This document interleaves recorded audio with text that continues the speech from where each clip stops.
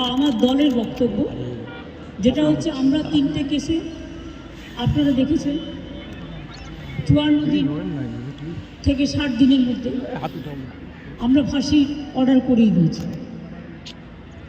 কিন্তু আমি জানি না এটা একটা সিরিয়াস কেস এবং এটা নিয়ে ফাঁসির দাবি আমাদের সবার ছিল। সেক্ষেত্রে বিচারের রায় নিয়ে আমি আমার কথা বলতে পারি। আমরা এটাই বলেছিলাম আমাদের হাতে কেসটা থাকলে আমরা কিন্তু অনেক দিন আগেই ফাঁসির অর্ডার দিয়ে দিতে পারতাম, ফাঁসির অর্ডার করে দিতে পারতাম। আমি জানি না কিভাবে লড়াই করেছেন, কি করেছেন, কি যুক্তি, আপনারা তো লয়াররা জানেন। সুতরাং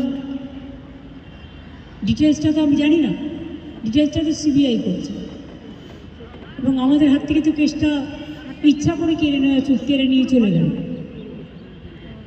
আমরা তো বলেছিলাম আমরা যদি করতে না পারি তাহলে আপনারা সিবিআইকে দিন, আমার কোনো আপত্তি নেই, কারণ আমরা চাই বিচার হোক। এই নরক বিচারদের চরমতম শাস্তি হওয়া উচিত।